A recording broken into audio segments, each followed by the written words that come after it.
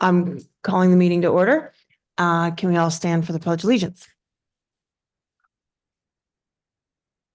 I pledge allegiance to the flag of the United States of America and to the republic for which it stands, one nation, under God, indivisible, with liberty and justice for all. So we are going to start by going into executive session this evening. Yeah, that's what I'm gonna do. And so I'd like to make a motion to move into executive session. Do I have a second? Karen seconds. All in favor? Aye. Great, so that's 6-0. Great, so for those that are listening, we are going into executive session and we will be back soon. Okay, thanks, everyone.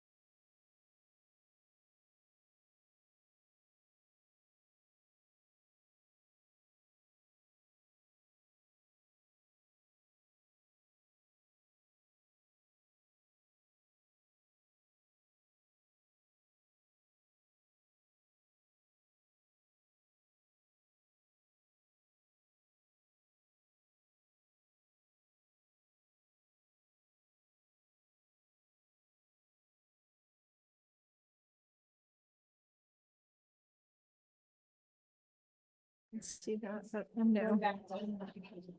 I'm making a motion to. What do I have to make a motion? Oh, 1 second.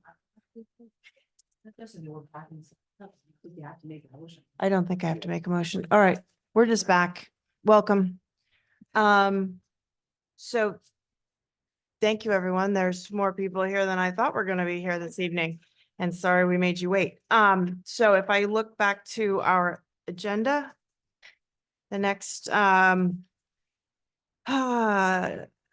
Stacy's here regarding the special education update. Go for it. I think that you, or. Can she hit the bottom underneath and then turn it on for us?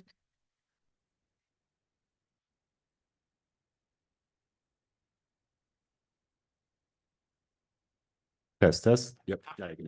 Perfect. Thank you so much. Good evening. So I submitted the special education update, going over some of the statistics from the state, as looking at our increase in special education, as well as some of the data that we've looked at for our co-teaching programs within the elementary and middle and high schools. I know that one of the things that just came out, we were notified on Friday and it came out on Monday, is the annual performance report that the state does for special education. It is for the 21-22 school year. So I know we're in 2024. But it's a little late coming out, so I did bring copies. And Mike's going to upload it, but I did bring copies for everybody to share. Yeah.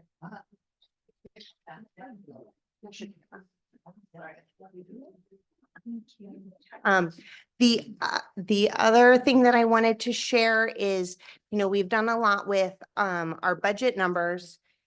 Every year on October 1st, we start working with the state to do a certification of numbers. We have the number that we sent to the state for October 1st of 2023, which is 1,365.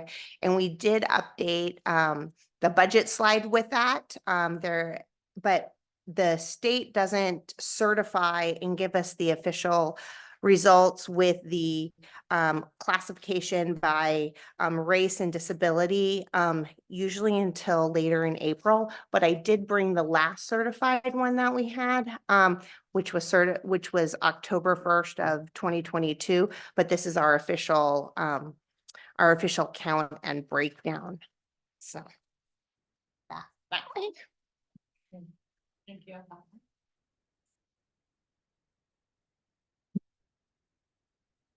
So when we do have the updated certification for 2023, I can share that out. We just don't have it yet. State's a little delayed on getting things certified and back to us. So I'd like to ask if there's any questions on the presentation. Go ahead, Laura. So it seems that our case counts have not, fluctuated from, some schools, yes. But by and large, a lot of the case counts seem somewhat steady. I just wondered, are you seeing any issues related to staffing? We've been, over the last couple of years, we've been increasing our staffing. So we hired some staff off of the ARP money from the ESSER and moving that into the operating budget. We also just a month ago with the interim, where we did add staffing to this 24 budget, where we added a special education teacher at Old Greenwich. We added a teacher at Glenville. We just added a 0.5 at Riverside with a 0.5 to help with the evaluation team with the number of evaluations, as well as to add an additional psychologist. So Our staffing, we've been able to keep it where it needs to be as our numbers increase, we're adding additional staff to help balance that caseload. And I just had one question about under middle school cases, there's things that say supported resource. Is that the resource, like a resource? So this year, what we've noticed in our middle schools is that we've had many students who have more significant behavioral, social, emotional needs. So we've kind of parsed out one particular teacher to manage that class and those students as a case manager, and to have a spot so students can go at any point during the day. They have a spot to go to instead of a case manager that might be in multiple classes. So it's a different kind of staffing. So when you look at the numbers, so that particular teacher has a smaller caseload because those students have more needs. So it might balance, but they're part of the whole school. Thank you for clarifying. Yes. So on the caseloads point, is our caseloads determined by the number of students or by the number of hours a particular student would need, right? Because 5 students for one particular teacher may not be the same as 5 students to another teacher. Mhm. So I'm curious how you manage the staffing, and when we refer to caseloads, how do you allocate that? So if you go back just a couple pages from the caseloads, there's the caseload guidelines. And then, so like with preschool, we have that 15-1.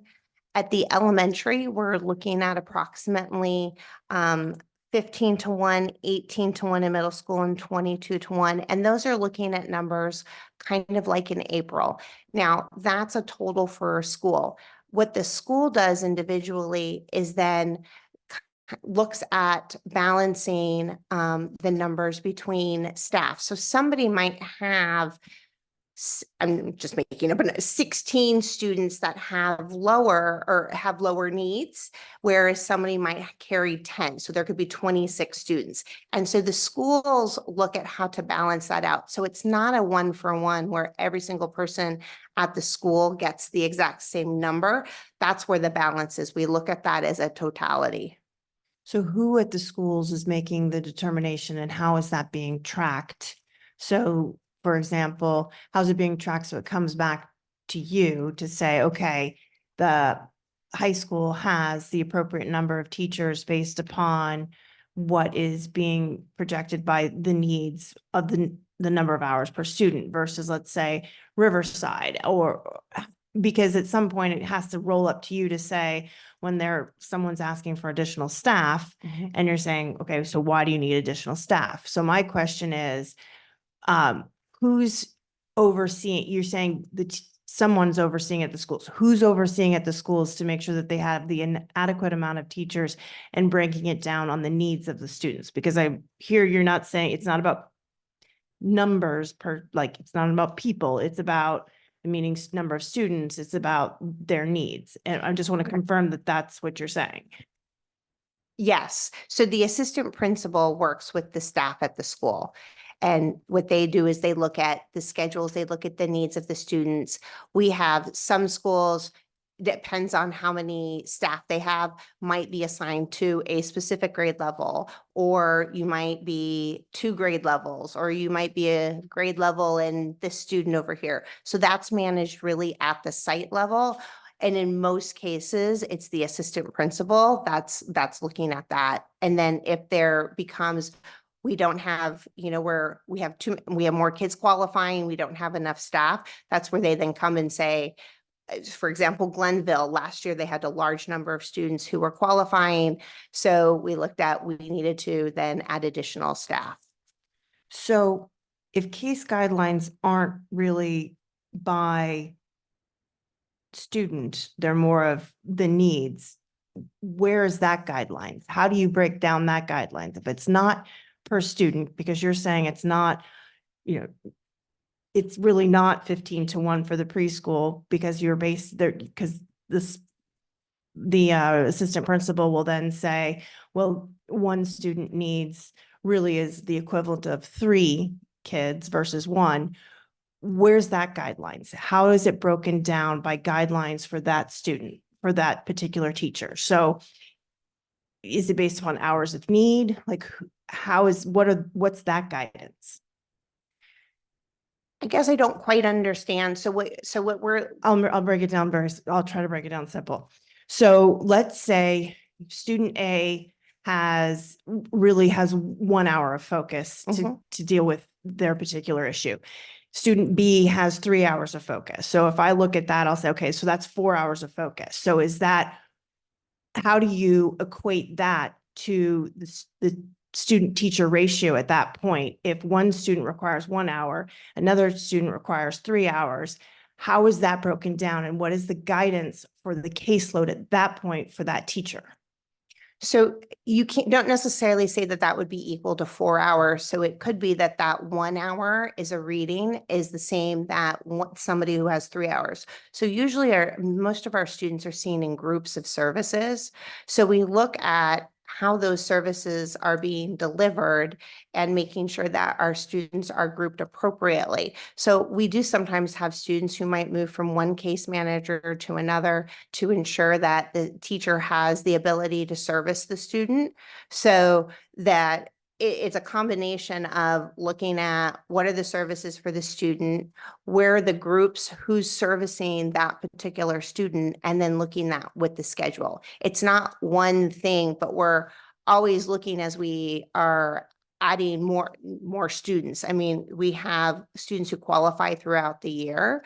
So that's why it's not a number that we're looking at the beginning of the year. We know that students qualify and we look at that historical data.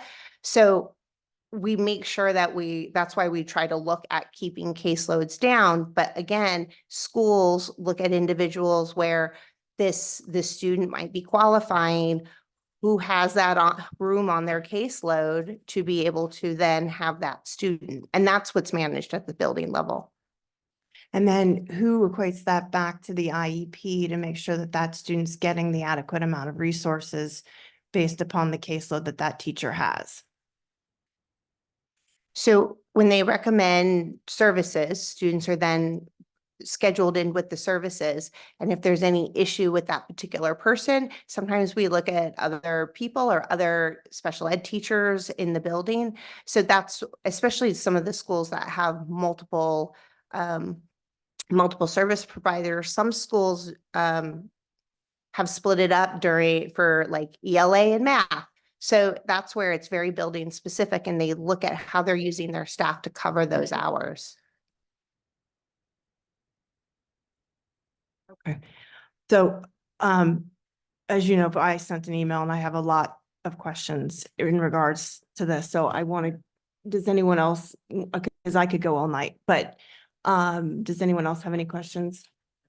I was gonna say, much like Aaron, I know I sent a bunch of questions, and I know you'd said you'd just gotten the data and a bunch of data from the state that you guys are going to go through. So I'm looking forward to getting a little bit more of that so we can talk about some of that stuff later. But I was hoping, I had a quick question on I know through the audit, you changed the ways we, do evaluations and how, you said the answer, I guess we still have 4 evaluation teams, but now they're doing triennials instead of the initial evaluation. And I just sort of wanted to see how that was going, and then sort of figure out also when they're doing within the school buildings, the intake. But, also I'm curious to see who covers and how we're handling students who are transitioning out of the program.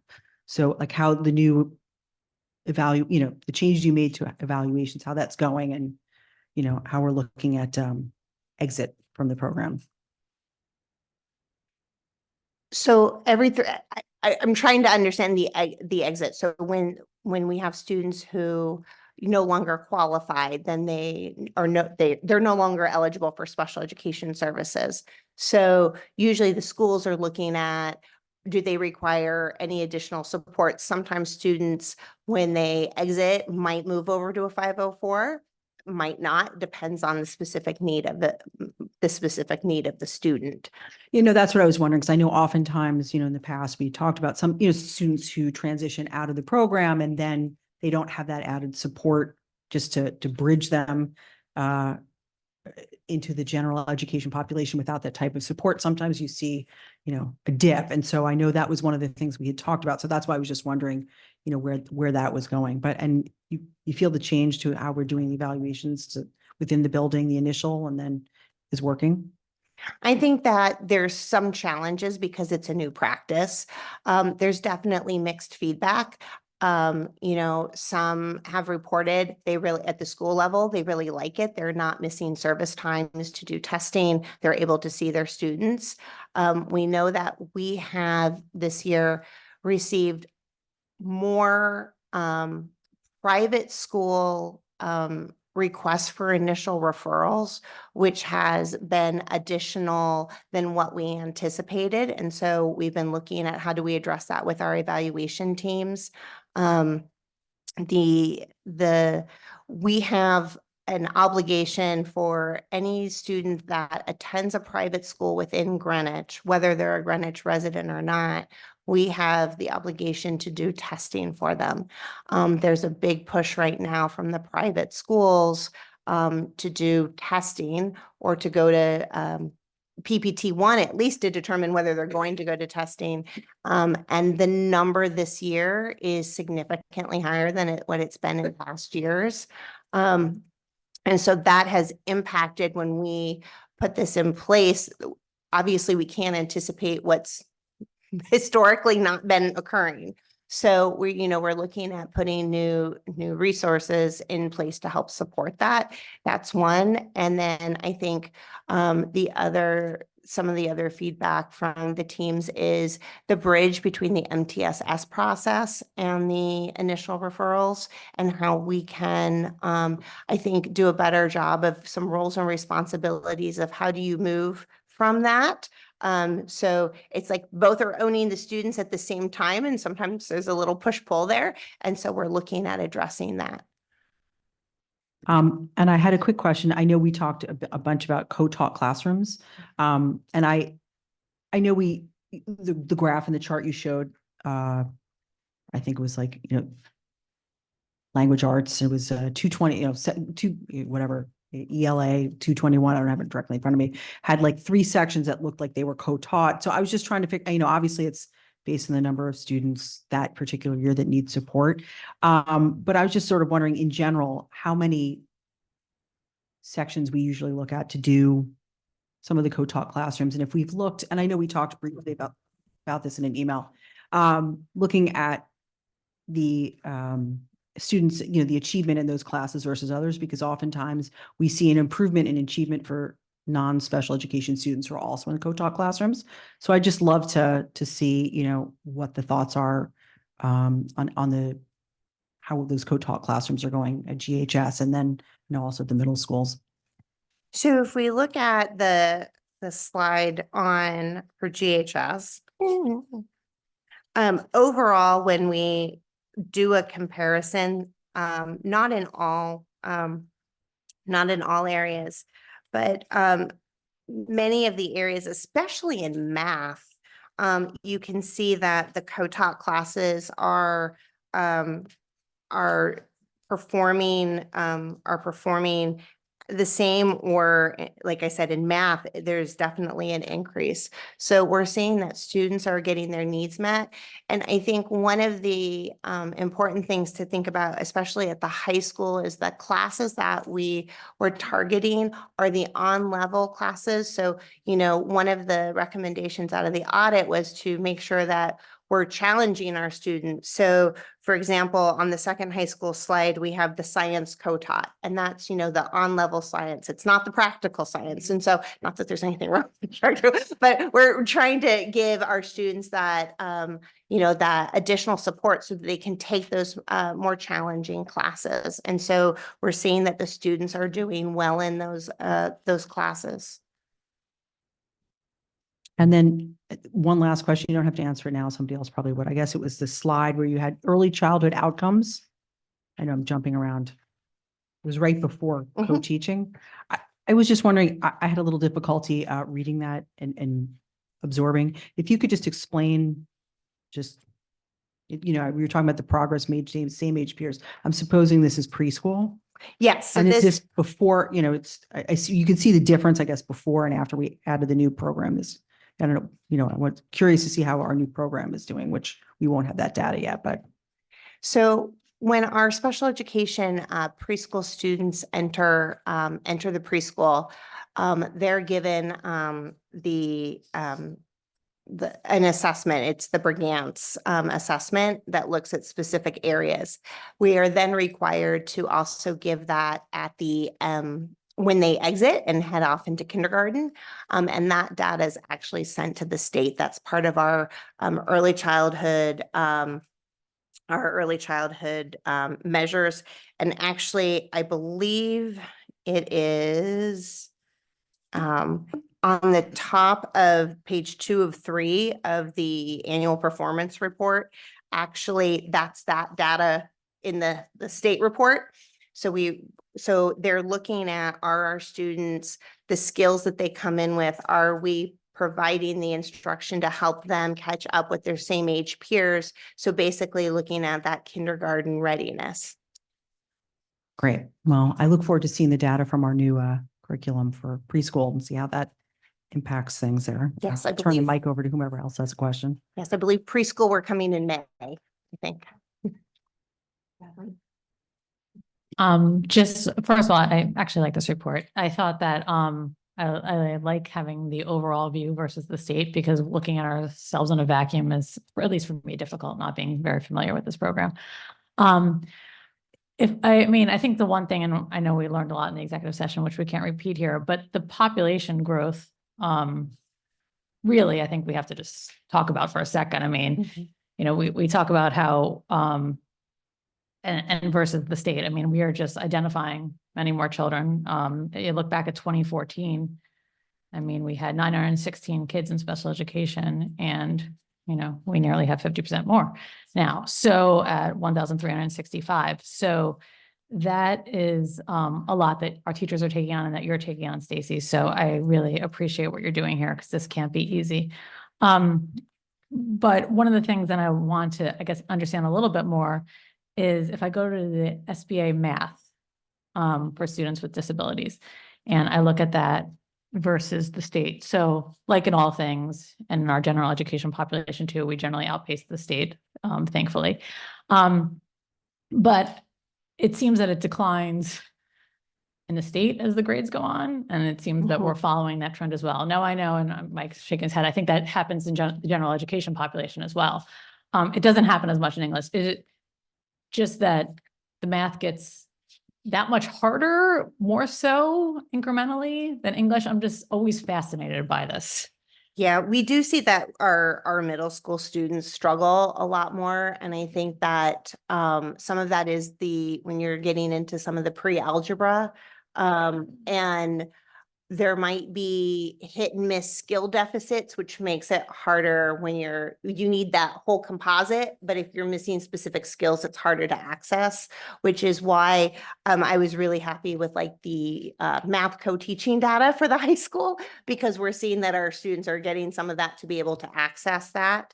And we're trying to translate that down into the middle school, but math is definitely an area that the growth does kind of go down as they get into the upper grades. I know that we're addressing that in both the co-teaching and looking at what does happen in the skills classes and how can we move students from the skills classes into the co-taught, because we do know that students learn best with content experts. So we want to be able to give them both of those experiences to help with that. So some of it is trying to get everything into a student schedule and figuring out how we can support that. And you know what, to be fair, now that you say that, you said you looked at the high school, but if you look at the middle schools, I don't see the data for the elementary schools, but Eastern, you are seeing the co-taught for math actually trending in the right direction. I say, I think Central is maybe one year was off, but generally Generally the same way.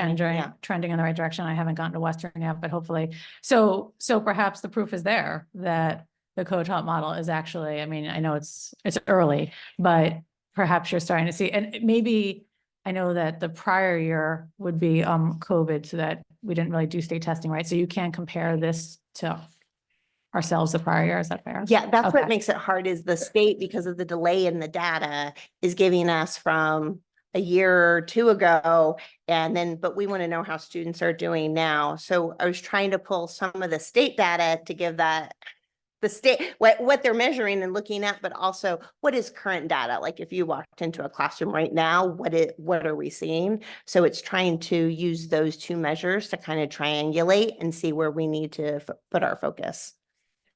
Thank you very much. So going back to the, following up on Ms. Stowe's questions regarding comparing us on the SBA for math and English to the state. Well, I appreciate the comparison. It doesn't give us enough information because Greenwich has always trended higher than the state on average for any of the testing that we've done. I'd like to see the growth for our particular students over this course of time. And I think that's important because it says, how are our kids doing? I wasn't sure, then I think that is important. I think we'd like to see what the trends are. Something similar that we've seen in when we get the educational data back for all grades. I think we want to break it out and have it specifically for our special ed students to see how they're performing year over year and whether or not they're making their marks, because I think that's a true test of whether or not our program is working for our students and whether or not we need to make an adjustment.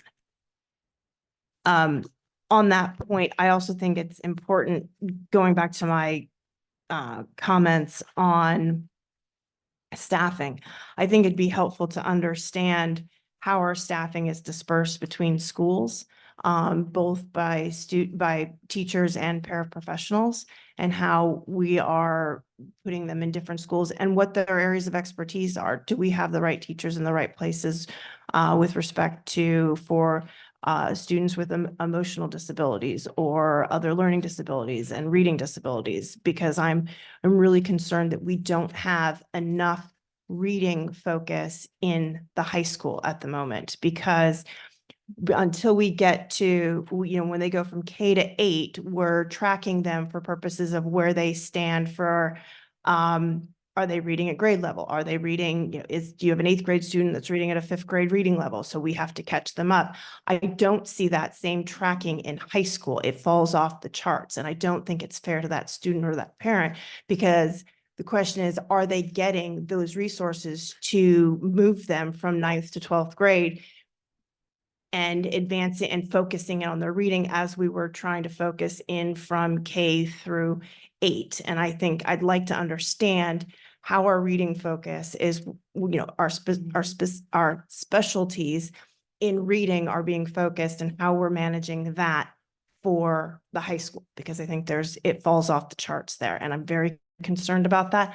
Recently come to know that we have students that are in the 12th grade level that might be at a 3rd grade reading level. Again, anecdotal information, but if that's the case, that's a real problem, because where did that happen? And whose job let that fall on the floor? Because that is not fair to that student. Because what are we going to do with that student? What is that student going to do when they graduate this year? That can't happen. That should never happen. Not in this school district, ever.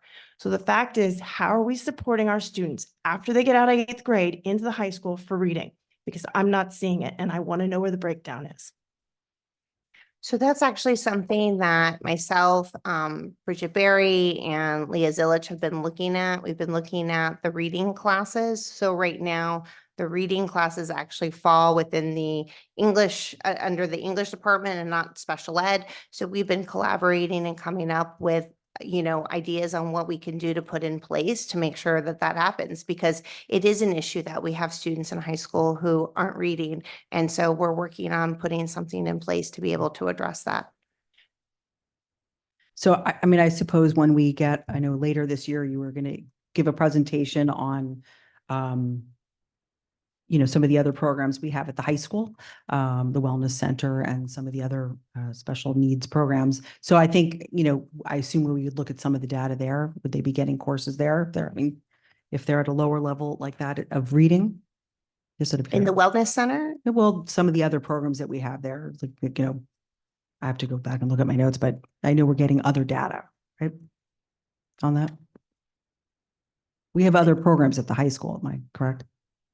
Not for specifically for reading.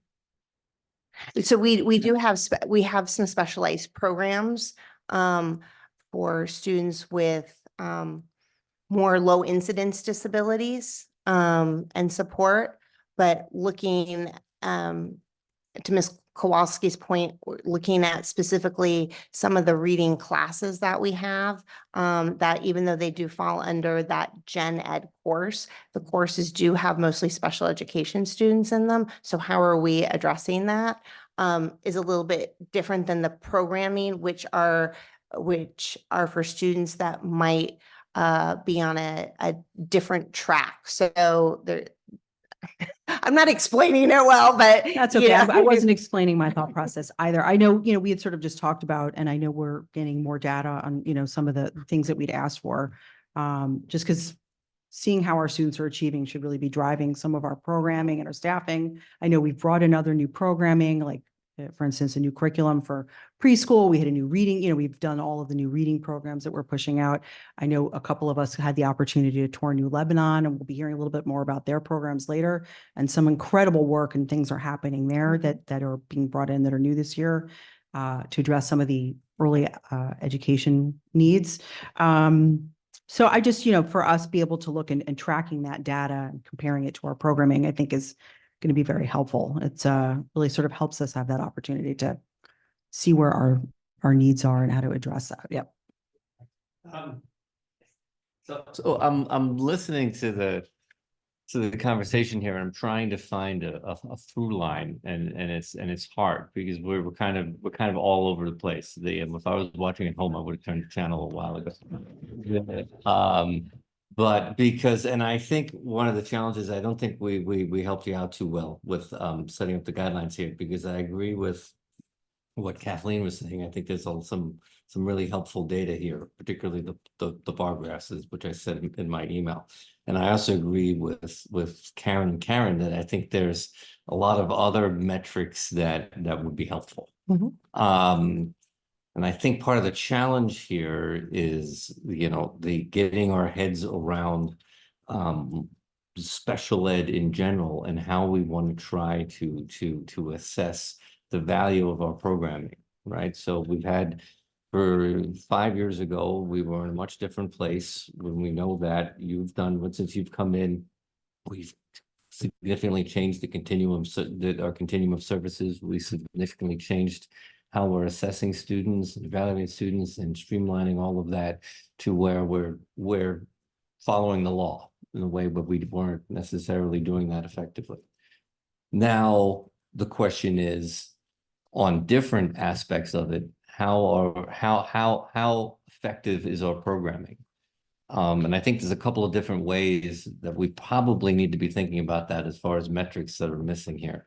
I think one, which is really, I think we need to be central here because it's part of our strategic plan, is the idea of the percentage of students, classified students that are meeting their growth scores, because we know that's our strategic goal. So having that as part of this annual conversation, I think is integral, because that's really what we're trying to do. And so much of special ed is about narrowing the gap and remediating those challenges by providing specialized instruction.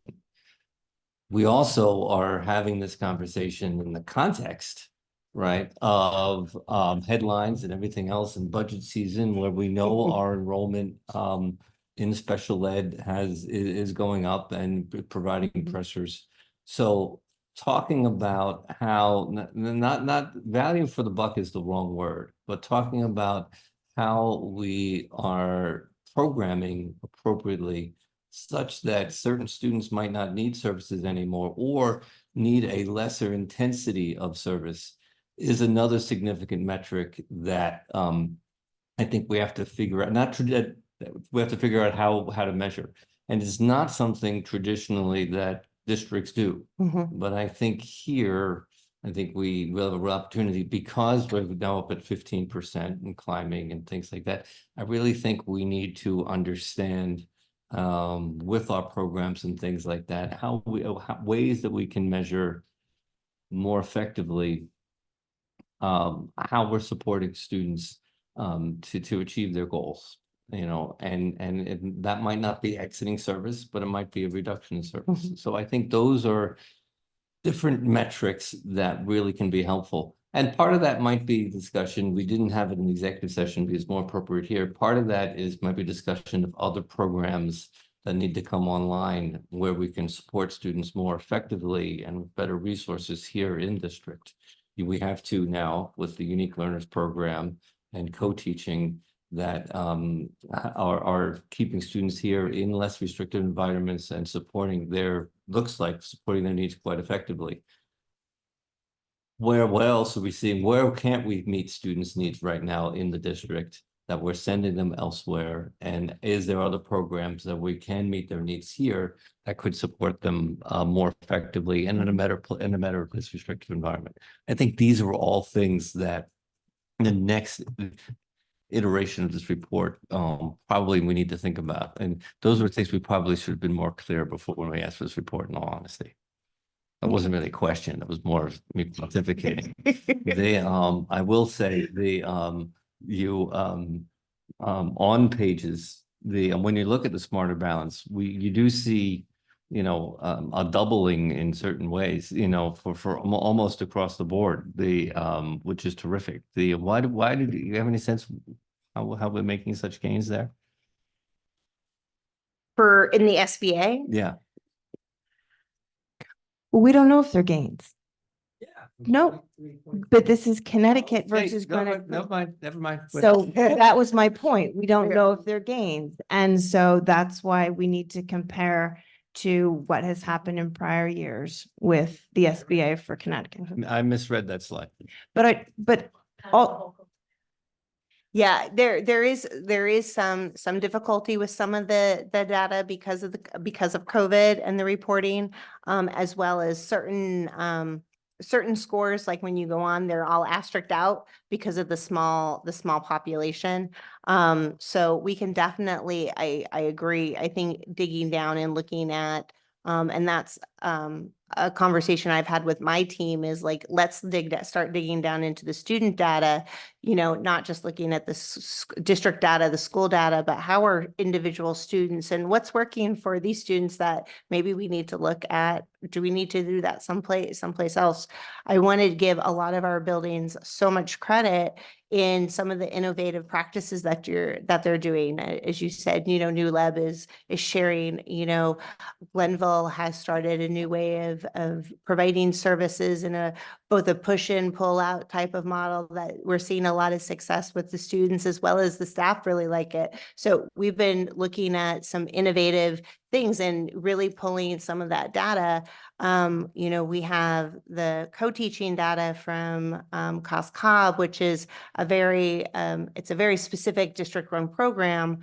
North Miamis has a 5th grade co-taught that they just do with their staffing and have for a number of years. So we were saying, let's look at their data. Does their data match this? So even pulling the data we have to get ready for tonight's presentation has really started like, okay, what are some of the other things? And in looking at, especially around programs, we're like, what can we pull? Poor Jen Lau, we're like, try this. And, you know, we've seen that across the middle schools, each class is called something different. So, you know, how can we align to be able to pull better data so that we can do some comparison? So you're absolutely right. And those are all the things that we've been talking about in the last couple of weeks as we were pulling this about, okay, well, we have this, but how can it be better? How can we pull something more?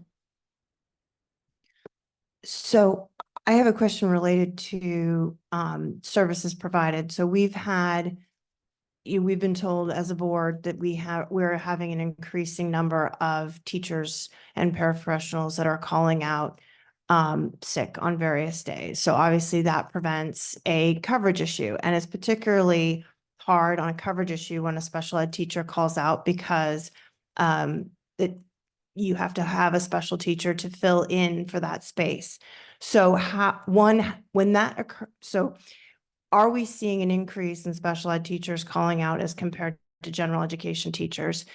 Two, what are we doing to help compensate so that those services are being provided that that teacher would normally provide to those students?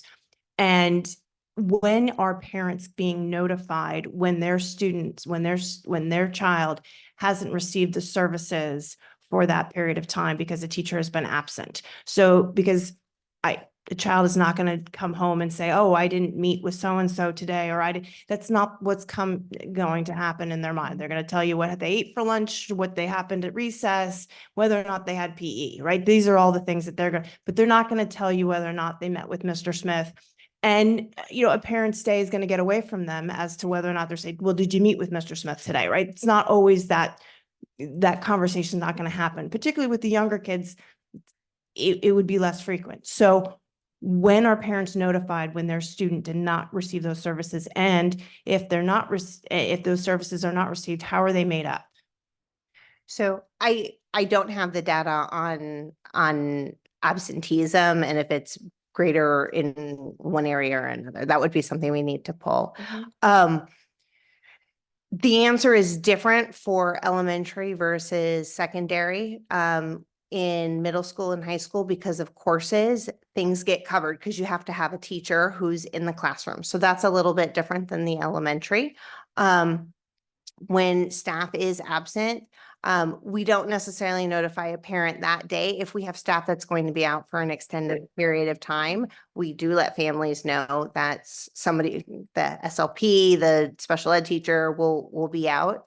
We look at how we can make those services up. So, at the elementary level, many of them have the day that they have their PPT meeting. So maybe they don't have their PPT meeting on that day, and they're able to make up that group on that day, the following week. So we do look at how we can make those services up. If it is a point where where it's an excessive amount, we have in the past. I mean, I can tell you from just remember, I've only been here 2.5 years, but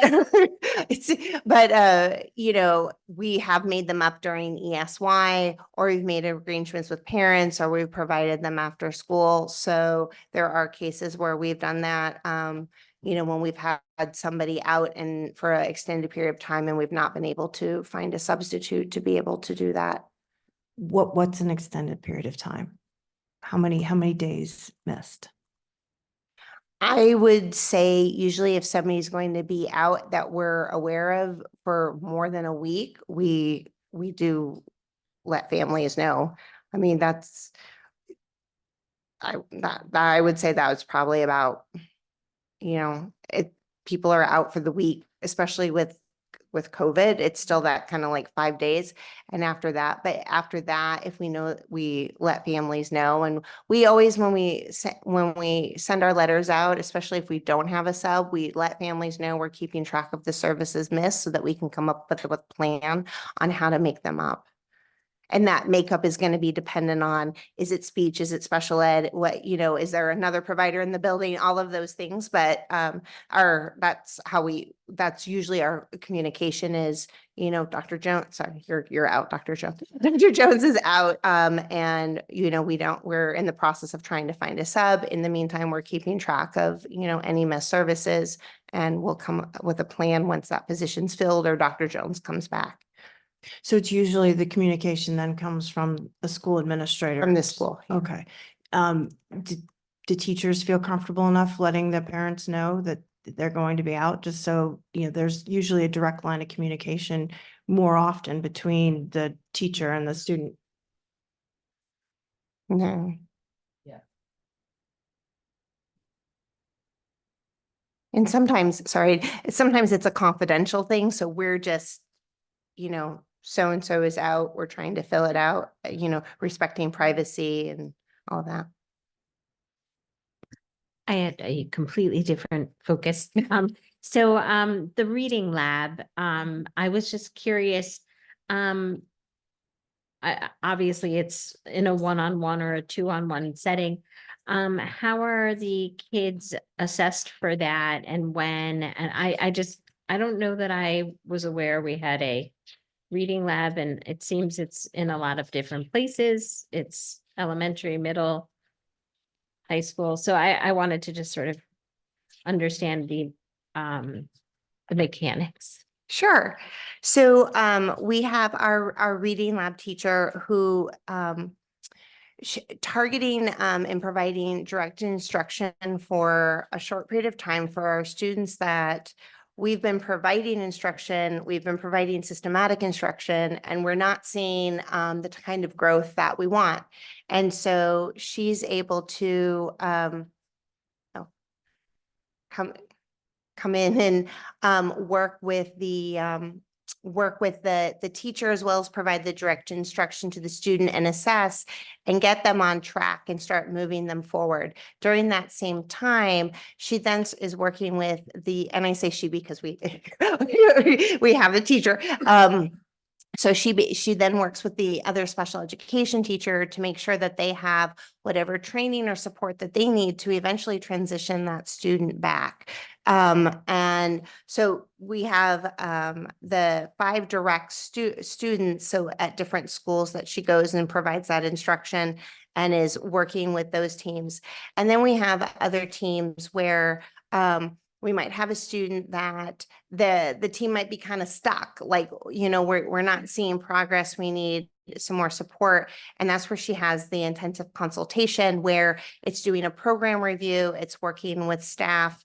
All of our staff, except for a few newer staff, they all have the V&V training. Many have the Wilson training. We have Spire materials. So, you know, it's making sure that reading programs are not one size fits all. And so sometimes I might be using this program and the student's just not making enough progress, and having an outside consultant, outside the school, come in and be able to say, hey, do this might be a better program. She works with that, with those students and staff. I'm impressed. I will say, if it's one person servicing all those different age levels, I wasn't sure if it was just one or if there was more than one person who had that kind of expertise. We only have one. I do have teachers around the district who keep asking if we're going to have more of those. So, you know, our staff at the schools are seeing an impact, and it's really great to see that achievement gap closing for students. I know we have an entire room of people sitting here. And I have other questions, which I will leave for another day. Because we didn't talk about it, I just wanted to note, I know you and I had sat down and I know you added a lot of information in here based on SEAC's work and recommendations. And I really wanted to thank you and appreciate, I know that you and I had gone through on an entire list and still, you know, seen where you've made some changes, and I look forward to having you have the opportunity to share that information also directly with SEAC and the members there, to let them know that their hard work is not being overlooked either. So thank you for that. So I just, based upon ongoing emails that we've had, I think there's more information that needs to come out in this report, and I think we need to follow that up.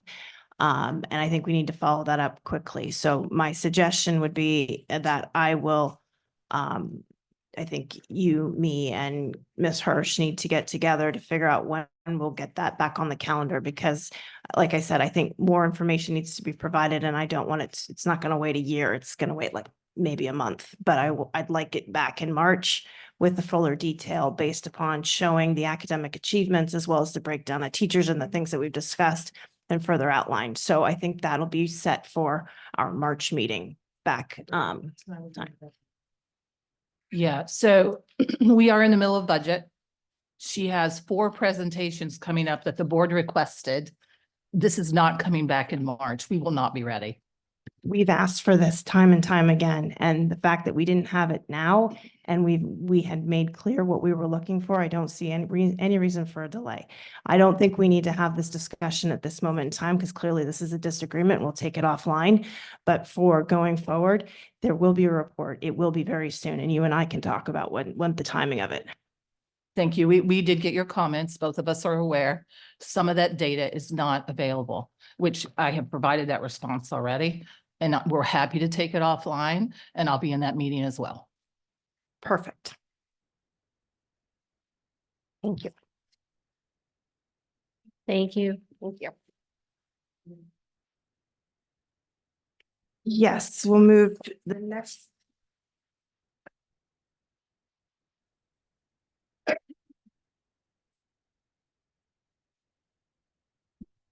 The next item on the agenda is our academic update on social improvement plans with Mr. D'Amico. Do I have to hold the button down? We're past that now technologically? I think that one you'll have to hold down the button on, but you can change it on the bottom. I think that one is good for you. Good evening, Madam Chair, members of the board, Superintendent Jones. And to my crew that is still here at 9:45, but we are a vivacious, lively group who's excited to share with you all of the wonderful work that's going out in the schools.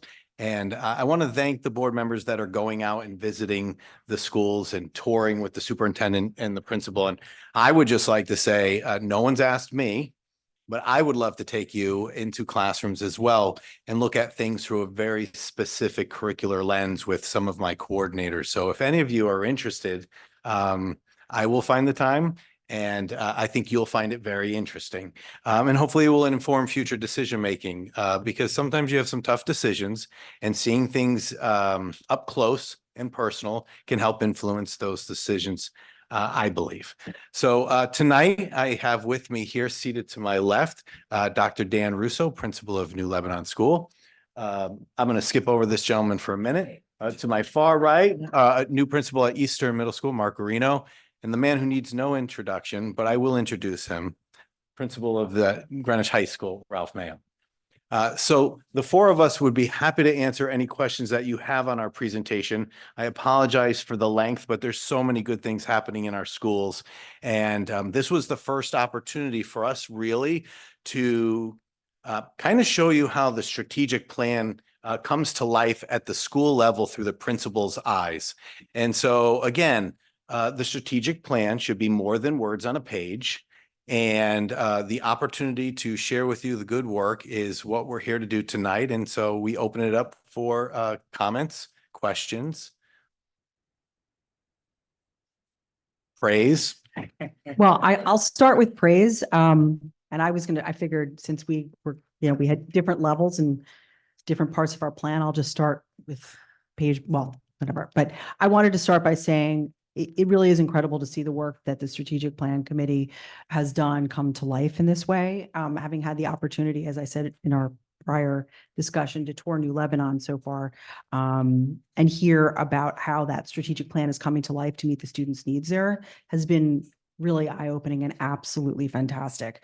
And seeing the students' reactions in the classrooms was something you can't put a price on. It was fantastic. So I just was curious because you shared some of the SBA results as it, right now, and link it as it is based on our achievement of goal. And I was just curious how closely you feel the results from DeeBLS and Linkit will determine a similar result possibly on the SBA, like how, I'm going to mispronounce, predictive you would think that would be. I can't. So to meet that SIP goal. So DeeBLS is our universal screener, kindergarten through third grade. All students access the DeeBLS. And then in fourth and fifth grade, students who have special needs and have an IEP use the DeeBLS screener as well. More so, I'd want to focus my response on Linkit. So what we call the Greenwich benchmarks, Greenwich benchmark A, B, and C, administered in the fall, winter, and spring, is the barometer that we use to determine how our students are tracking and is our predictive measure for our ultimate success on the SBA. We look for, by Form B, roughly 55 to 60% and a little bit higher in mathematics, that if that's the number they're hitting on their winter benchmark assessment, the psychometricians who created the assessments for us state that there's a high probability that they will reach the proficient level on the standards-based assessment that we provide in the spring. So each school administers those within the consistent testing window. Each principal analyzes those results. And from that, we determine whether or not we need to adjust our pacing guides within our core content areas, and we adjust accordingly. So it might be helpful to hear from Dan Russo, seeing as he's in the midst of analyzing Form B results at this point, and can talk to you a little bit more specifically about how New Lebanon is progressing. And again, when those results come in, how a principal reacts to those and how the reaction is relevant to the actions within his school improvement plan. Don't touch the button. Okay, absolutely. Thank you. And Ms. Hirsch and some of the other members of the board got to hear a little bit about how we are responding to the data as it's coming in real time. This year, we have revamped the way that we're offering our academic afters program with utilizing our Title I funds in a way that New Lebanon has never really used before. And so what we're doing is we're giving skill-specific assessments and pulling data from interim assessments as well as from the Linkit. And we are inviting students to shorter, very focused cycles of after that are skill specific. So if you have a student who is well below grade level, it's likely that they would be offered several cycles in a row, but it also offers an opportunity for a student who's maybe a solid 3 when we get to a specific skill that they're deficient in to also be folded into our work for a short period of time and then cycled out when we're confident that we've provided supplemental instruction. And that could be the skill or subset of skills that pushes that child within a grade band of a 3, or maybe even from a 3 to a 4. And so it's a big logistical undertaking to have kind of all of these different cycles going simultaneously, but concurrently with the investments that we're making in the primary grades, we understand that ensuring a systematic approach to reading in some of the new programs like Heggerty that were brought in this year, it may be several years before we see the return on investment. And there is urgency at New Lebanon to move the academic levels, particularly in reading. So we wanted to do multiple things at once, make the investments where we know we'll see sustained gains over time, while also looking for immediate wins and some momentum that we could get this year to hopefully move the needle with real urgency. Yeah, pick up. Thanks. That's a great example. That's terrific. I think let me back up for a second and then I'm going to follow up. So to your question, I think one of the reasons why the strategic plan is making progress and we're moving forward has been successful is because we as a board got out of the way, right? We talked about what were our values and what we wanted to do to achieve more fully realize the vision of the graduate. And then we gave it to the leadership team and our building leaders to really identify who are the ones doing the work to identify, what needs to get done. So, and I think that's a great example of that. I guess my question, I think it's more to you, Mark, is then, because my assumption is across elementary schools, everybody's going to be doing that work, but it's going to look a little different in different schools and different programs and different uses of resources and things. So what's the role of the district as far as both oversight of that as well as in sharing best practices across buildings? We play a significant role in oversight. I say to the principals often, it's our job to inspect what we expect. So whether it's I'm out in buildings having conversations with the building administration and visiting classrooms, or my academic team is out working with teachers, working with the building principal, analyzing the data and making instructional moves accordingly. It's basically an ongoing thing. It starts at the beginning of the year and it doesn't end just because we get to the testing window in the spring. We believe it's professional learning for teachers that needs to be consistent and ongoing. It's a message to our GEA counterparts that we're here to support you. We know we've thrown a lot of new curriculum at our teachers, especially at the elementary level. I'm feeling really good about where we are in terms of the curriculum that we've provided. It's strong, it's research-based, and it will produce successful outcomes. But curriculum isn't the only thing that matters. What matters is that we provide teachers with the opportunities and the outlets to share their experiences with us. And the only way that happens is by central office being out in the buildings. I can tell you that most times the parking lot in the back where my coordinators park is empty because they are out. They're scheduled to work with grade level teams across the 11 elementary schools and the 3 middle schools. And similarly at the high school, Ralph and I have engaged in learning walks consistently this year. And we engage our house administrators. We bring in the curricular documents to make sure there's alignment and consistency. We've already started our initial plans for Series 2 at the high school, which will take a deeper look into instructional practices. But the bottom line is this, every day that we're here, we're out in buildings helping teachers get better at their craft, supporting them and understanding that every time we bring new curriculum in, that it's not just the curriculum that's going to change the outcomes, but it's the teacher effectiveness.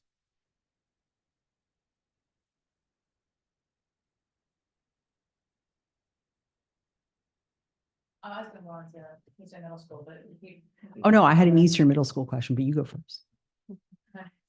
just going in order. So hi.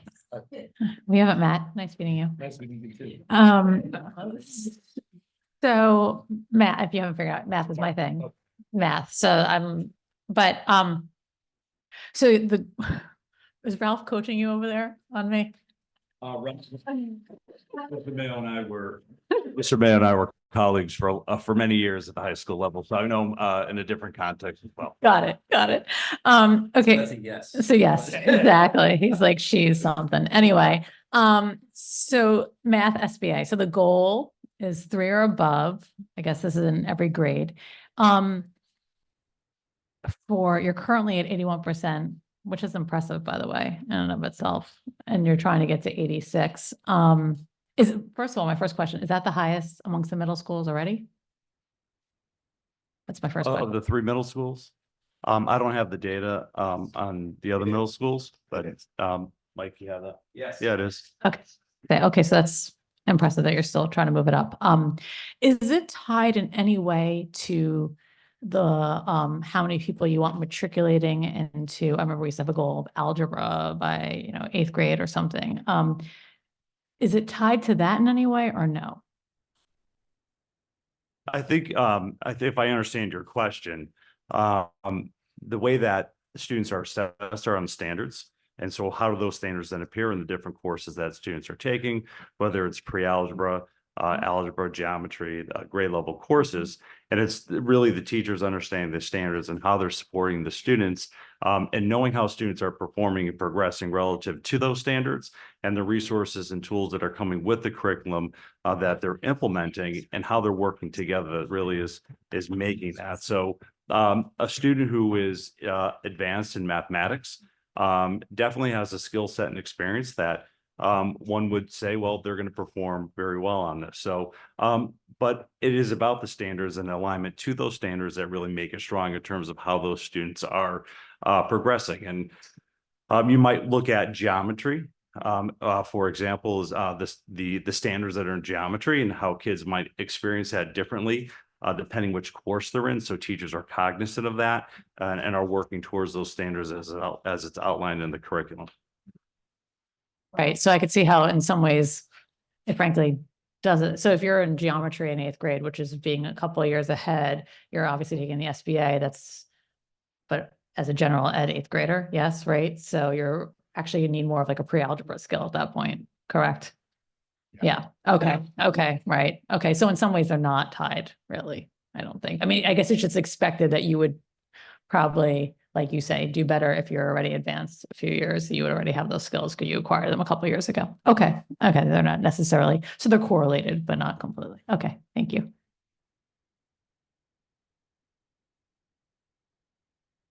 Well, I was just going to say, we haven't met yet, so welcome. We're excited to have you here. He's really excited. I could tell. I saw the hours of sitting over there twiddling one's thumbs. The students come back pretty early in the morning. Sorry, I know.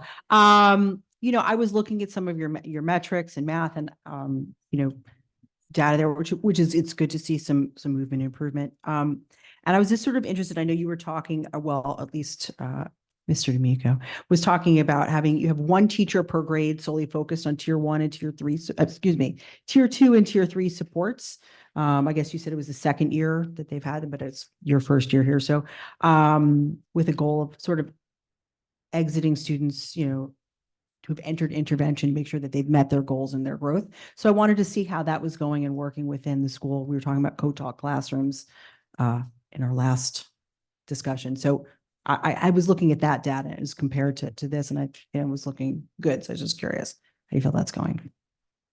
I think the opportunity for our teachers to be able to have that time with our students and finding that supplemental instruction is what drives that. And part of that is how we structure our time and our day with our kids to prioritize that intervention time is available during their day. And then how our teachers then being able to group and identify students and invite them, encourage them, require them to be able to participate in that supplemental time, really focus on really what their deficits are to really strengthen those. Thank you. I know that'll definitely help them have more success once they reach the rigors of Greenwich High School, which I know will be our next topic. Just real fast, is IXL then required as a part of like AB every day or something? How do you make that happen? It's not done on a daily basis. It's done during the week. We have assigned days per grade level where students have that assigned by teachers, and teachers can be sort of specific on really what they want students to continue to work on. So those teachers have that feedback in real time. That's guaranteed during one of the technically at Eastern, we refer to as homeroom. AB is fine. AB is absolutely fine. And that's where students have the opportunity to do that in a guaranteed way every day. So I had a quick curious question. Why highlight these 3 schools versus the other? So 15 minus 3, sorry, it's late at night. I haven't had a cup of coffee. Yes, the Well, rest of you're them. making my argument 12. for me, knowing that we weren't going to go on till late tonight. Bringing everyone up wouldn't be prudent.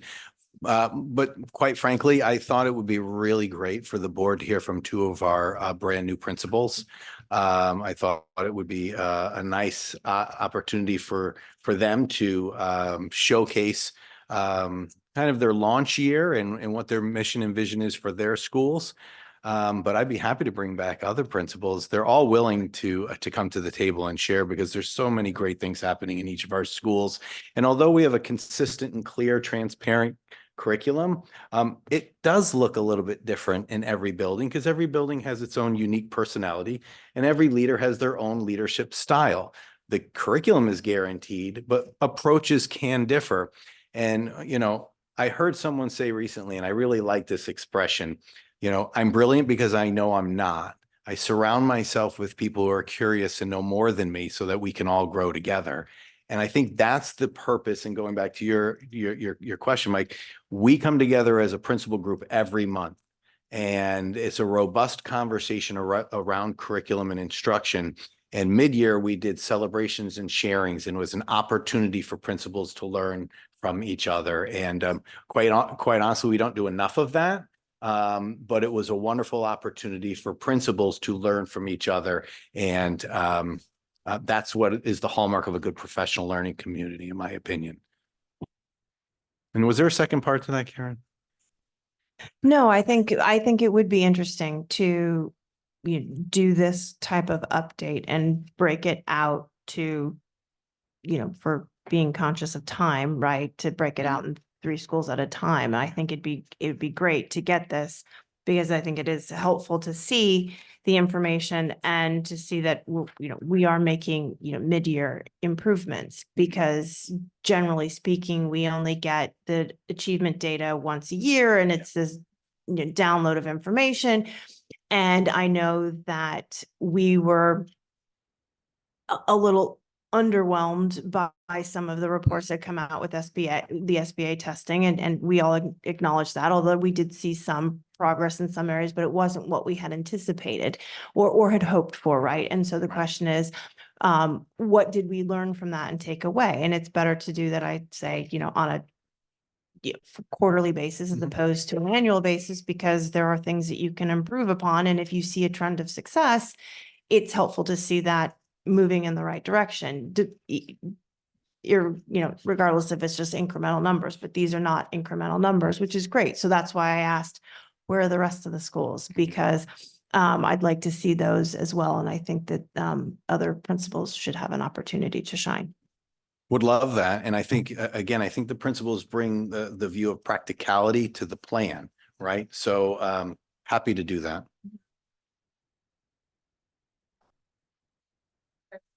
Oh.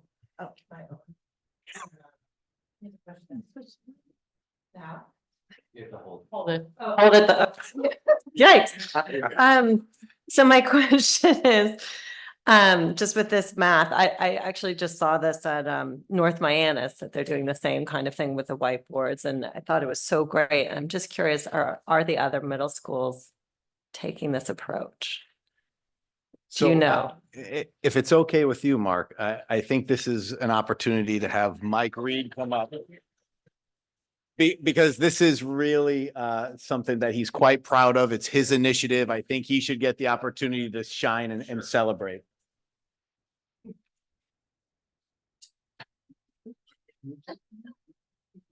Hello. So I guess you must have been over at North Miamis. You were probably in Lisa Giametti's room, third grade.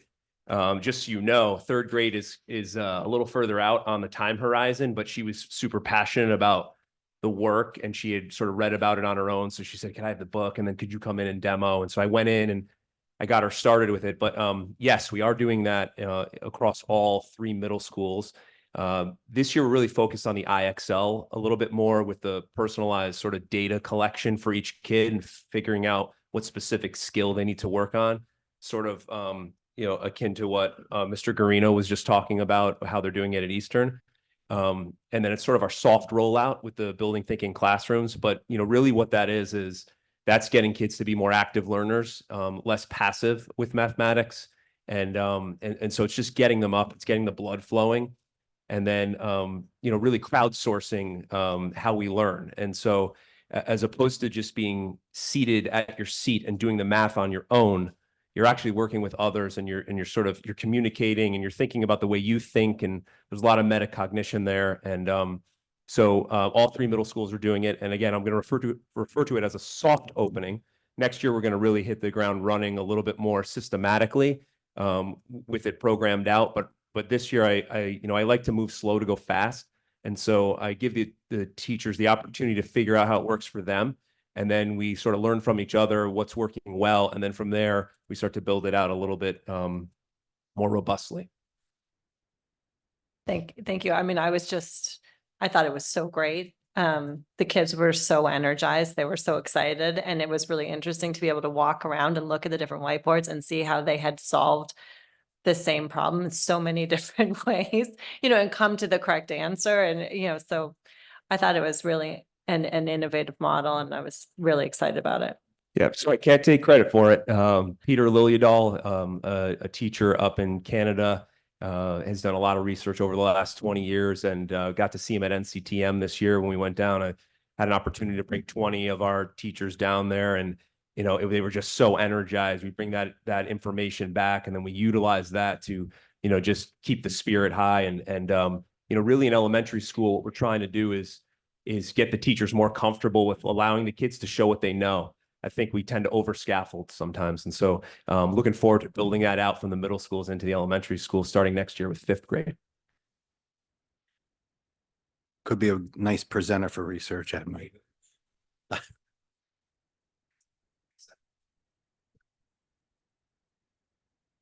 Anyone else? Yeah, I was going to go to the high school. I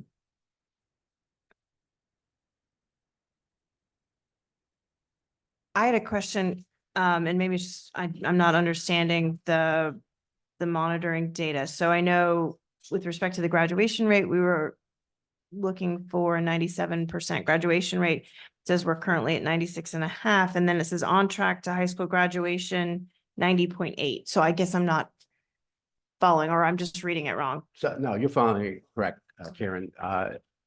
We, at the beginning of the school year, that was the rate. Now, at the end of the first semester, it's 97.8 on track to graduate. That's both juniors and seniors.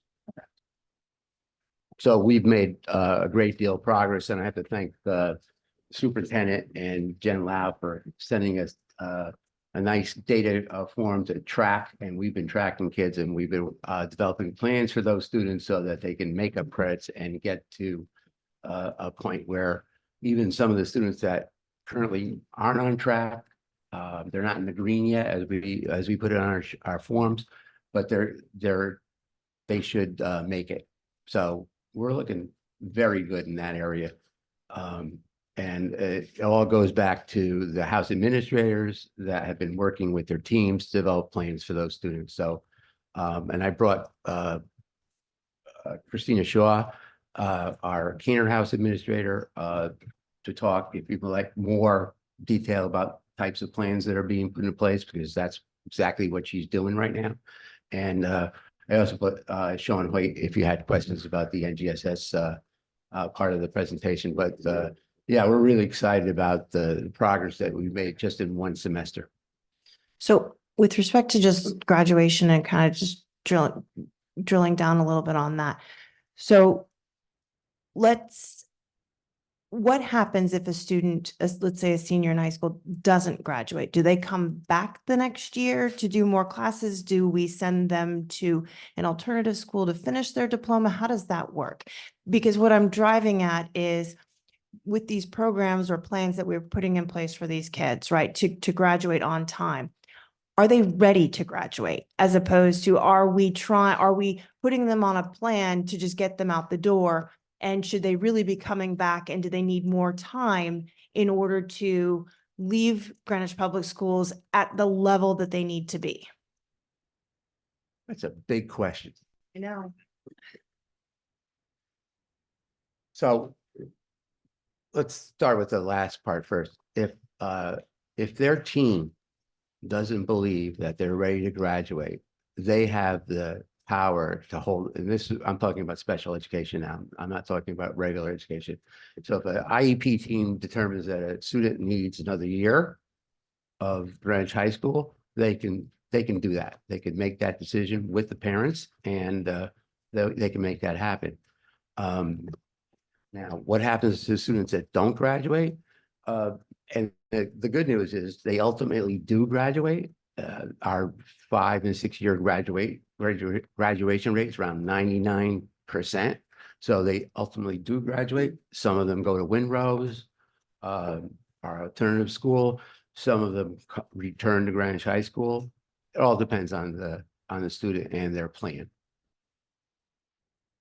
So that includes not just, I'm putting special ed kids aside, right? So if it's a kid who's he's credit short, but he's not, or she's not performing as well, that there's an opportunity for them to finish school and graduate at the right time, not necessarily, maybe that's not 4 years, because every kid,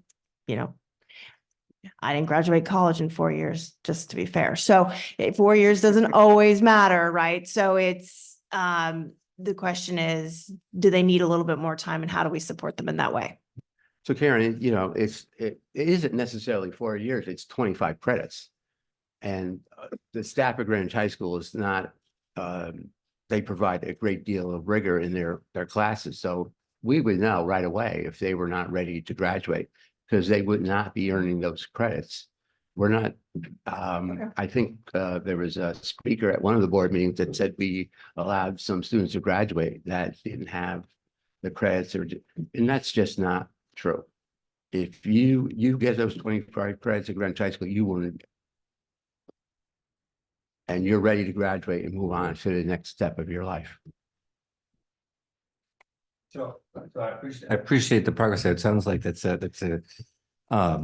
DHS has done some nice work in developing some systems to make sure we're tracking every student at the end there. So my question is at the front end here in ninth grade, there was a slide here around supports for students that's scoring level 1 or 2 on the SBAs and what supports we're doing them. And my assumption is some of those students are special education, but a lot of those students are probably general ed too. So how we're remediating that. Karen made the concern earlier about identifying students' reading levels and things like that. And when you don't have SBAs in 9, 10, 11, 12 and that kind of thing, or linked data anymore. So, and how we're tracking that. So I guess I know it sounds like you're prepared, so go ahead. So I'm gonna let Christina come in to answer that question, but before I let her come up here, because I dragged her out here and it's already 10:15 and she has a 7-year-old. So I don't want to be here and not speak. So she did some research on that piece for you and has an answer for that question. But I have to tell you, I had 3 out of my 4 children that were graduated from Greenwich High School that are all in special ed, and they did poorly on those standardized tests. And all 4 of them now or 3 of them out of the 4 are all doing very well. So sometimes you get a 1 or a 2 on a standardized test and you're just not a good test taker. But other times it shows you deficit. So Christina's going to talk about how we plan for the students that are coming from 8 to 9 and how we support them. The first thing is that. Okay. Thank you. We work with the middle school, and first we get referrals from the middle school who tell us which students are falling in that 1 or 2 category, and they make referrals. In addition to that, our teachers at the beginning of the year go into the Linkit system with the department chairs. I know that Bridget Barry does it for English, and then we have Andrew Byrne who does that with the math department. And then anyone in the 1 or 2 range becomes part of the targeted group of students that we focus on as part of our goals as teachers. So often I could give you examples of supports for students in ELA who need support. They can enter what we call the 112 or the college preparatory level. That level has a seminar skills class built in where 2 extra classes per cycle. We have an 8-day cycle, as you know. They work with a team of teachers, the social studies and the English teachers, to give them enrichment in ELA. In addition, in the 112, we have the co-teacher model, where either the English teacher or the social studies teacher will have a co-teacher in the room to support the students. So that support is given to all students, general education students, as well as special education students in the classroom. Now, for the students who are struggling significantly, whether they are in special education or not, there is the possibility for those students to enter a reading class and work with a literacy specialist to raise their scores. So that would be for ELA. Math has a similar model where we take students who are struggling, and there are 3 different options. We have what we call algebra geometry, which breaks down the algebra and the geometry course into 3 years instead of 2. And so then those students get prepared for the algebra 2, which is essential in order to move on to college, but they have 3 years to cover that material. Another option is for students to go into extended algebra, which is an algebra course, but again, it's 3 times a cycle within the 8-day cycle, where they get an enrichment class where they use IXL and other materials to make sure that they can meet where they need to be for proficiency. And then in addition, we have the regular algebra class with the co-teacher model. So those are 3 different options for students who are struggling in math, who enter the 9th grade. And we work very closely with the middle school teams to work on what strategy works for every child. Do we think we have, so I heard IXL and whatnot, it makes sense. Do we think we have enough tools at the secondary level around benchmarking? We do so much in earlier grades with IXL and Linkit and everything else to measure progress almost in real time. Do we think we have And so it's not really a question of, it sounds like we're doing a lot. Do we have, I often wonder if we have enough measurement tools when it comes to ninth grade, 10th grade to, and benchmarking tools to make sure that we're tracking student progress at the same level that we would in 7th grade. For some of the students. Speak with Bridget and Andrew. I am sure that they would love to look into other options for that, but right now, both English and math departments do have benchmarks that we give the students when they enter in September in their 9th grade year, and that continues for the 10th grade, where the teachers do benchmarks, not just in September, but again in January, often as part of their midterm exam, so that we don't over-test and over-stress our students. Yeah. It's not really good lesson.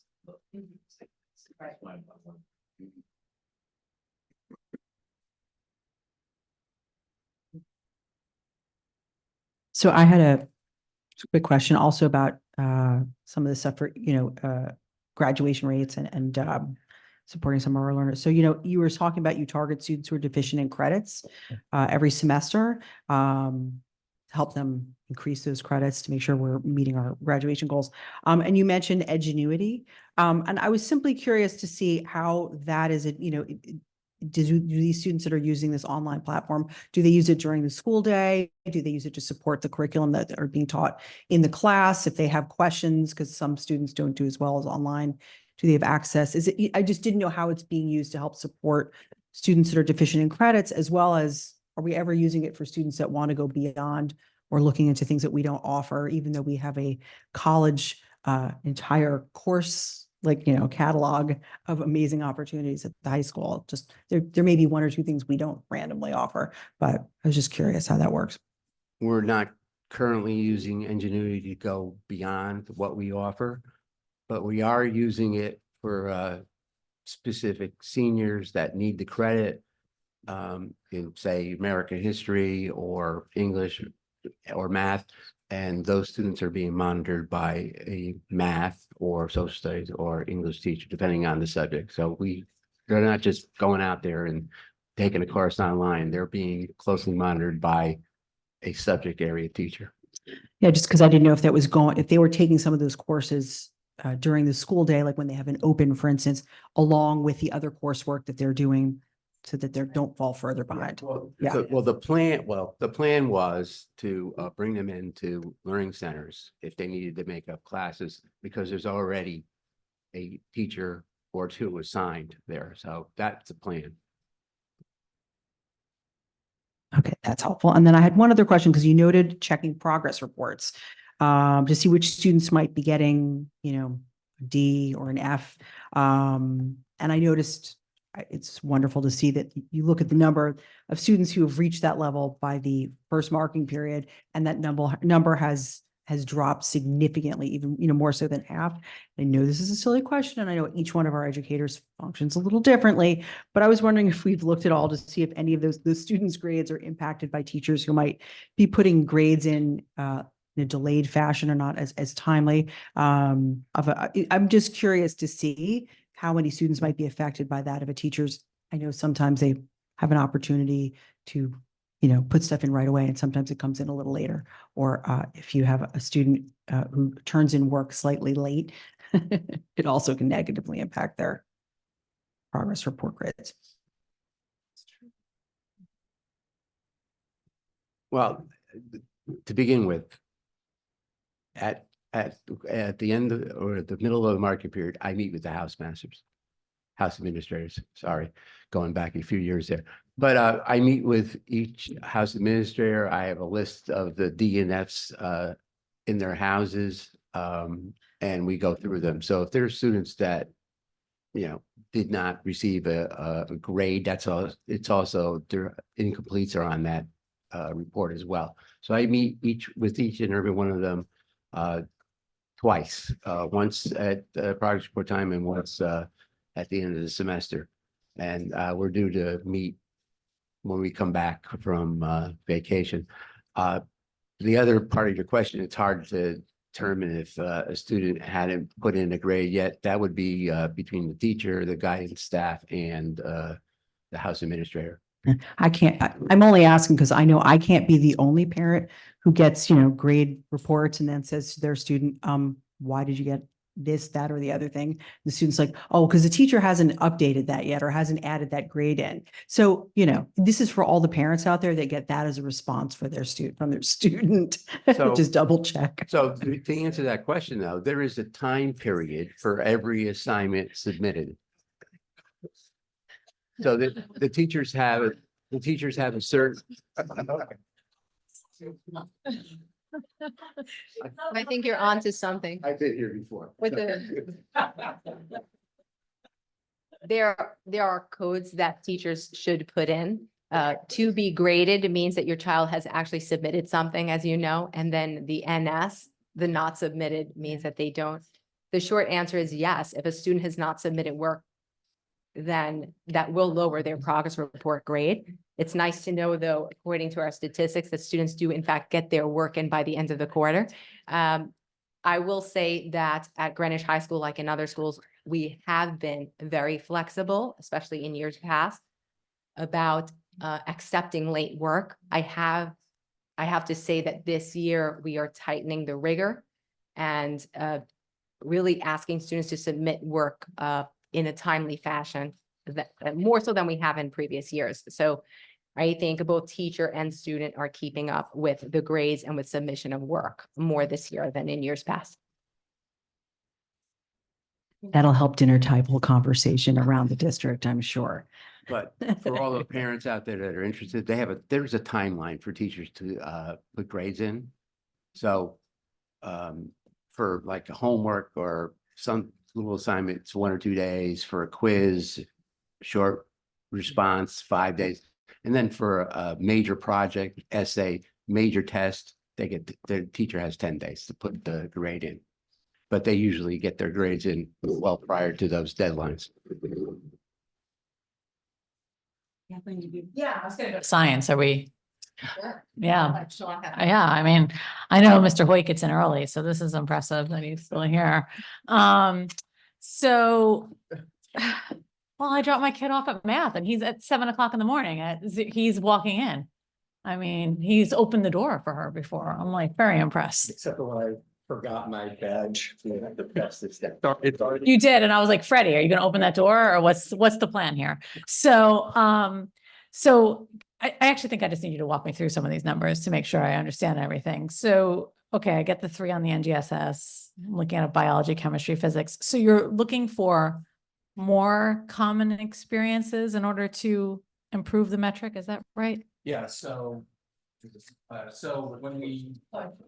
when we were looking at through our curricular guides and looking at the assured experiences for the students, we wanted to make sure that all students were receiving a similar curriculum and that we were able to measure that curriculum. And so we've been working really hard on increasing the amount of short experiences across all levels. So that would be in like honors bio, on-level bio, practical bio, and ensuring that all students are receiving assignments that were directly aligned with the standards, they were measurable. And then we can go back on a summative assessment and see how the students were doing. If you went and looked at our midterms, all of our midterms were designed to have a lot more 3-dimensional questions that incorporated DCIs, which are the disorder core ideas, science and engineering practices, and cross-cutting concepts. And so a lot of the, especially the open-ended areas of our midterms were directly correlated with a lot of the assured experiences that the students were doing in the classes. You can see in one of the artifacts on slide, I don't know if you guys have the same slide numbers as me, but like slide number 17, on the right would be, it's with the images, what does it look like in the school?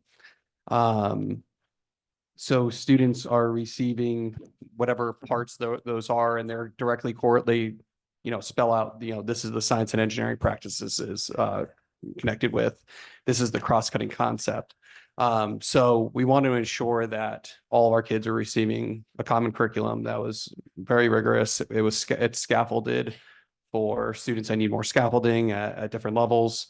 If they, for other classes, might incorporate more extensive math.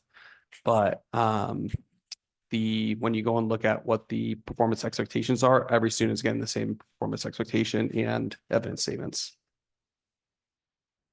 Can I ask a follow-up question? That makes sense. Can you, on this page, Sean, since we don't have the same? So you're saying these are the midterm averages? That's correct. And that's based off the GPAs. So in the benchmark data, that's the initial benchmarks that we give for the students at the beginning of every year. Those are basically, if you go onto the NGSS portal and the students they have to take multiple of the interim assessments. And then the teachers make their goals based off those assessments. And those the interim assessments are directly aligned with certain standards that they're going to be doing during the year. And then the midterms are built based off of our standards. So we look at those as another part of our benchmark to see if students are meeting the goals. And so at a lot of our mid-year conferences, we have a discussion on how students are doing, what interventions teachers are doing in their class for students that might be struggling, or if they're identifying any of the cross-cutting concepts or science and engineering practices that they're struggling on, and how are we focusing on those in the classroom. And so we utilize the midterm exam as another common benchmark for students to see if they're making growth towards their goals. So I had a question. I'm glad science is here. So I heard over the holidays, I heard a rumor, and since science is here, I'll just ask the rumor. Yeah, it's a science rumor that we were looking to get rid of practical bio and honors bio and merge those components together, or that practical bio was going away. That is a rumor. I'm glad to hear it, because Be when I stronger than heard, that. That's yeah, false. okay, because when I heard it, I was like, how are we getting rid of all three three different levels? So we're not getting rid of any levels. What Tara and I have been doing is we've been looking at a lot of data on how students are scoring on their ELA and SBA, and also how they're doing in their courses, and seeing if we can give a better guideline for recommendations. We still want students who need more scaffolded supports to get those supports.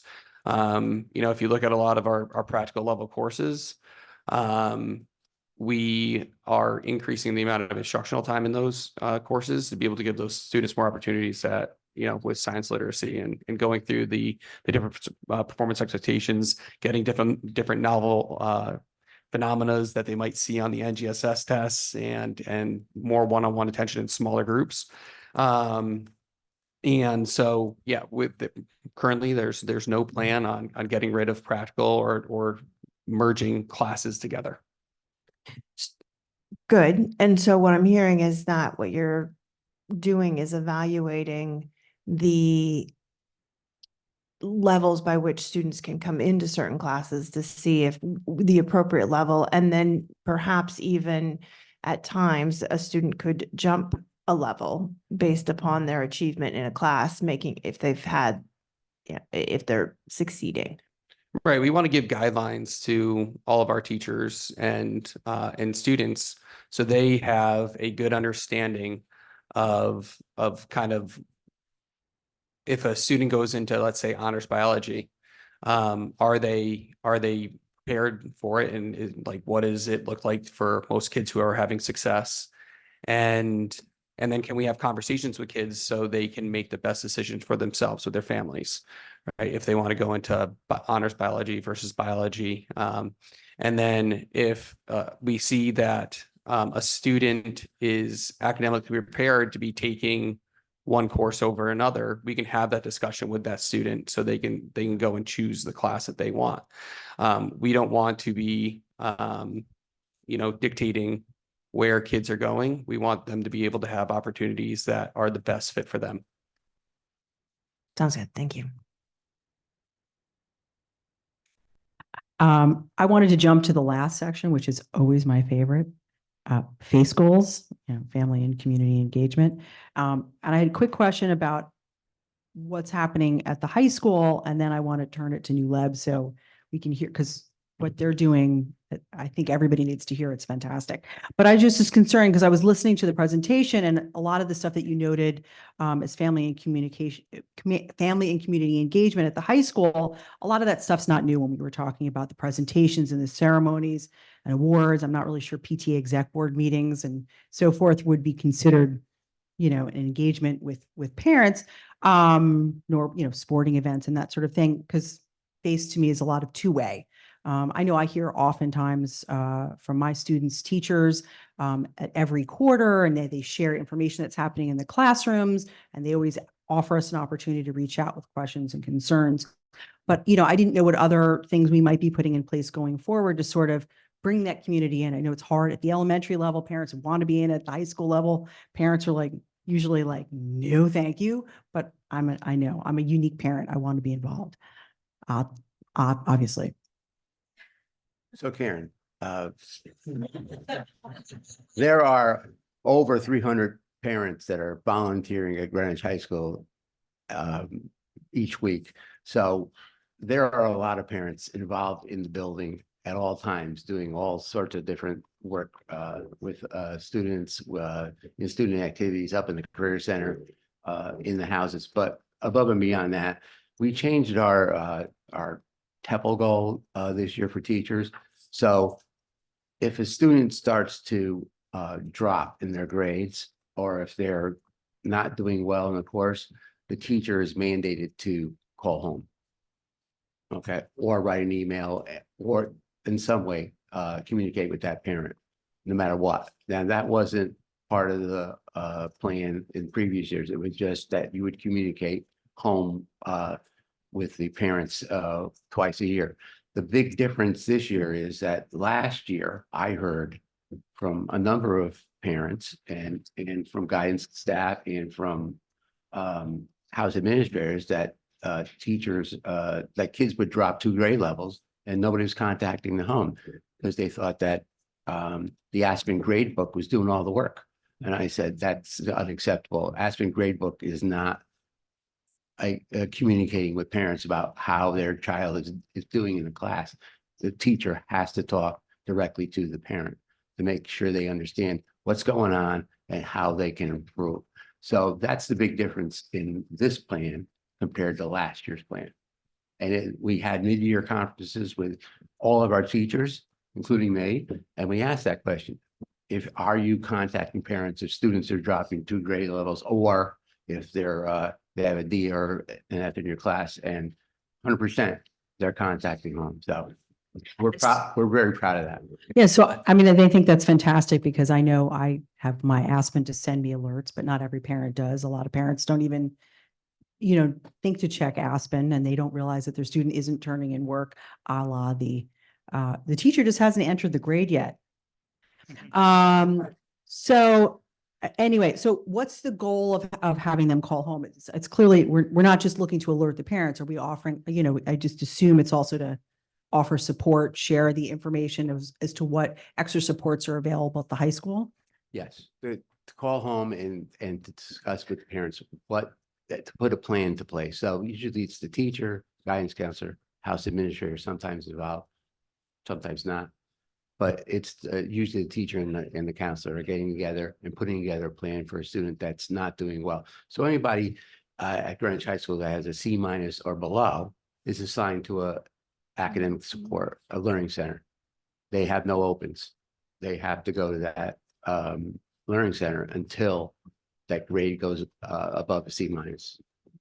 I'm glad we're supporting the students who are, you know, struggling for whatever the reason may be. So that's great. And I'd love to talk to you about family and community engagement later. And I'd love to give, I don't know what you're doing at Eastern and, you know, you're back there, but I know, again, I just had the opportunity to meet with New Leb, but what they're doing, Mark, I assume, you know, I just would love you to highlight that for 10 seconds, that the bringing parents into the community, from the community into the school, and the way they're doing it. Before I let him answer, we had Dr. Russo's mid-year today, and I'd like him to share with you what he shared with me, which made me feel really great about the fact that he's feeling the way he's feeling about the Greenwich Public Schools. I don't want to misquote you. So what were your exact words at the mid-year? Yeah, well, I'm joining Greenwich Public Schools for the first time. I'm about 6 months into my tenure from a very, very different system. I come from New York City. And today, in kind of unpacking some of the work that I've gotten to undertake at New Lab and the support of Mark and Dr. Jones and her team, I just passed a comment to Mark to let him know that I was the happiest I have been in my professional career in many, many years. And I really appreciate being welcomed into the Greenwich Public Schools and all of the opportunities I've been given in the few months that I've had here already. So thank you, Mark. Thank you. To to talk to Ms. Hirsch to some of the things that we discussed yesterday and the fellow board members, we offer an opportunity for parents to come in once a month for Family Fridays. Family Fridays are rooted in a particular content area like math or science, the IB Learner Profile, which is very big at New Lab. I know you know that it's our magnet. And parents get an opportunity to come in and start with the school leadership in the cafeteria for a bit of a presentation, and they enjoy that. But really the great piece is that whatever we've just covered, whatever content area, they then push into the classroom and experience a lesson side by side with their students.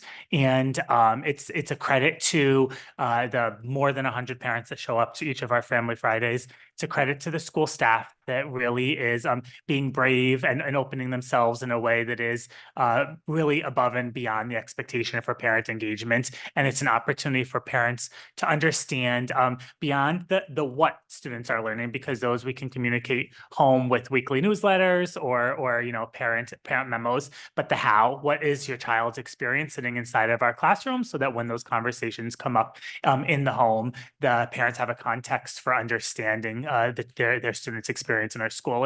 And I'm very proud of the response that we've gotten from New Lab and very excited to keep them going in the months ahead. So thank you, Ms. Hirsch. And I was just curious, what you guys are doing at Eastern. I know how Western handles things just because my students were there, but I'd love to hear what you guys are doing to bring your community in, because I know you have a vibrant community over there as well. Sure. I think if I could just also add to Dan, in terms of my almost 30-year experience in education, being welcomed into Greenwich has been a great opportunity for me as well. I was a high school person for my entire career, so coming to the middle school and coming to Greenwich and its reputation that it has, and the quality teachers that are here, the direction and focus we have is unparalleled. So Dan, I'm right there with you on that. I think for me, transitioning in to sort of the middle school environment and being new is really to make sure that I was connecting with our parents and sort of identifying really clearly sort of what the need was and what that relationship should really look like. So really having a clear sort of common understanding of how the school can best support what our parent community is looking for, and then how do we look at programs to bring parents in. So how are we engaging our families in the 5th to 6th grade transition is extremely important. That first sort of relationship and experience really sets the tone for what that experience is going to be for those 3 years at Eastern Middle School. So that piece is really, really critical to us. But as we have parent coffees, whether it's focused on special education or other topics, and that relationship and partnering with our PTA, which is really, really, really strong, is about embracing what their need is and how we're going to support our kids really to be the healthiest that they can be socially, emotionally, and how they're succeeding academically in the classroom, and really what that relationship is. So it's really having that clear focus, which is helping to drive what those opportunities are going to be over time. So, and that's really been critical to me, is to be that really good sort of listener and really understand the needs of our parent community.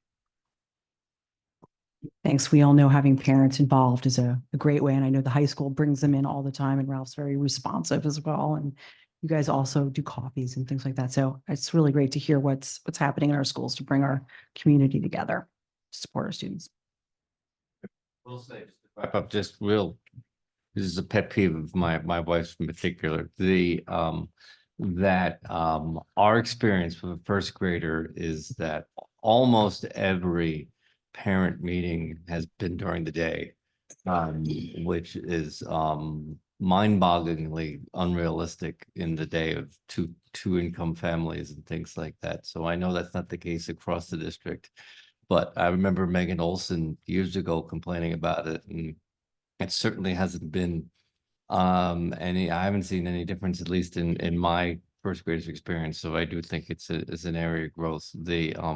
Some of them are not in our locus of control because it's PTA meetings, but I do think it's a conversation we have to have with PTA leadership as well, because there are a lot of parents that can't get to things during the day, and that's the only time things happen.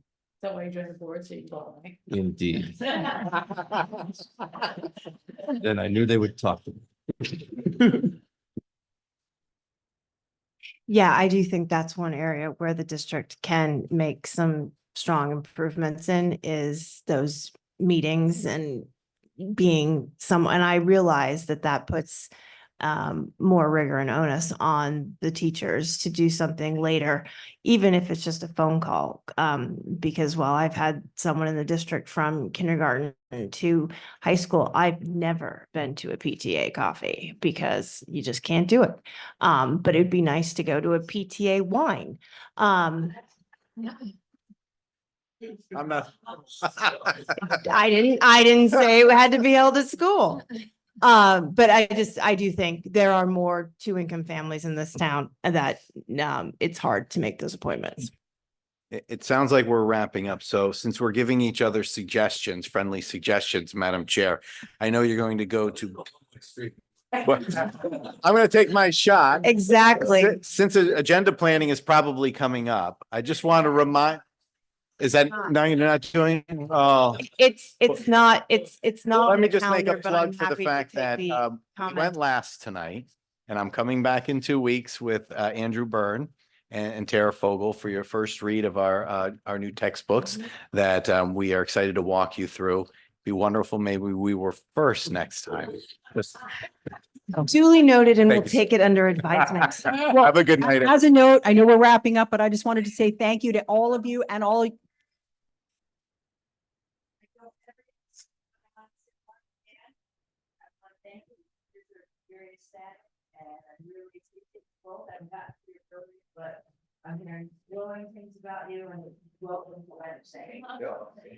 On that note, I also wanted to thank our incredible team of Thank you. administrators who are back behind you and assistant principals and everything. We have an incredible And team. our house Very masters, grateful. just for being here and sticking with us all night. You guys are doing incredible work, and we get to have the pleasure of seeing it from our end at least. Aaron, can I say one thing? Sure. Ralph always And does that in the last. just to say this, that I worked under a strategic plan that some of the goals were not measurable. And I really like this strategic plan so much better than the last one because everything we're doing is measurable. And it sets us on a path to get there. So thank you for this strategic plan, because the last one, some of the objectives were not kind of soft in terms of measuring. So thank you. And is this the happiest you've ever been, Ralph? At 10:45. All right. Good night. So, does anyone have a motion to make? Laura? Oh, we did. Oh, yes. Does Sophie have a motion to make? I do. I move that the meeting is adjourned. I second. All in favor? Great. 7-0. We're done.